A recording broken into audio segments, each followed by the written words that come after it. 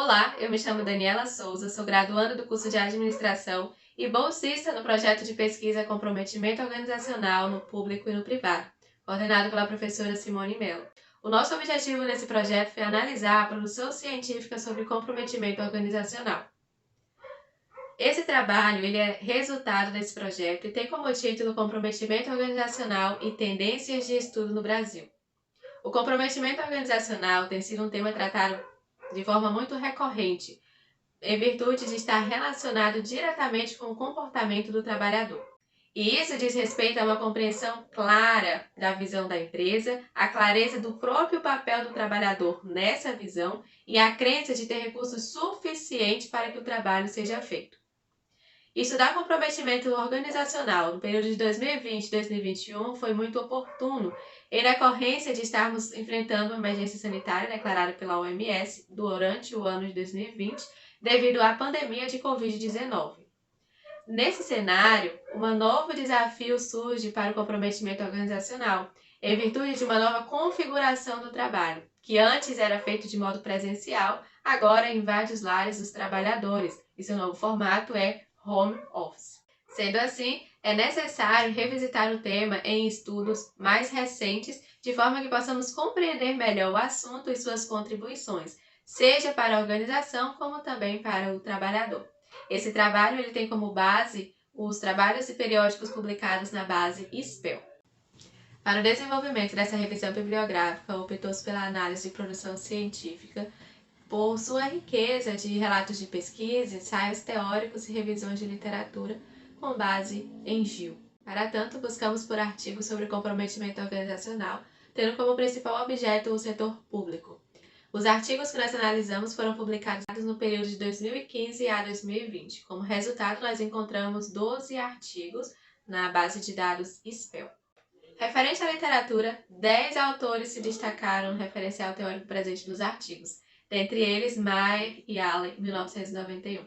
Os autores são fundamentais por conta de terem desenvolvido os primeiros estudos em comprometimento organizacional e terem desenvolvido também um modelo tridimensional, formado por 3 componentes. O primeiro deles é o afetivo, que diz respeito ao vínculo emocional entre o trabalhador e a organização. O segundo é o instrumental, ou também chamado de continuidade. É uma questão de conveniência, de interesse do trabalhador para com a empresa e também diz respeito aos custos e prejuízos que o trabalhador deve assumir ao deixar a organização. Por fim, o terceiro componente é o normativo, que, segundo o autor Rodrigues e Bastos, é um senso de dever decorrente de pressões normativas internalizadas. Ou seja, o modelo normativo é o sentimento de dever ou obrigação de permanecer na organização, o que implica, consequentemente, na continuidade ou não do trabalhador na empresa. Com referência à metodologia, a mais presente entre os 10 dos 12 artigos foi a descritiva quantitativa com tratamento estatístico. Os outros 2 artigos foram pautados em pesquisa qualitativa.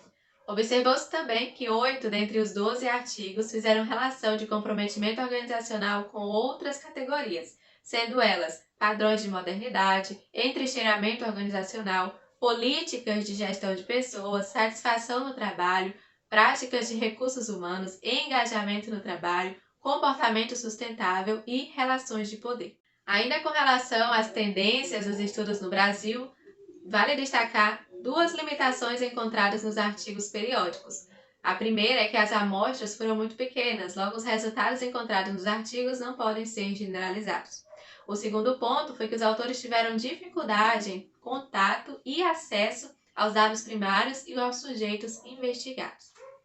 Finalmente, devido às adaptações na rotina demandadas pela pandemia de Covid-19, nós autoras também enfrentamos limitações para o desenvolvimento dessa pesquisa, portanto, ficamos mais limitadas apenas ao setor público. Gostaríamos de fazer sugestões que, para trabalhos futuros que analisem o comprometimento organizacionais, se investigue o trabalho remoto, como também fatores relacionados à gestão de pessoas, nesse novo contexto de pandemia, pois podem contribuir para uma melhor relação trabalhador-organização em cenários futuros. Obrigada!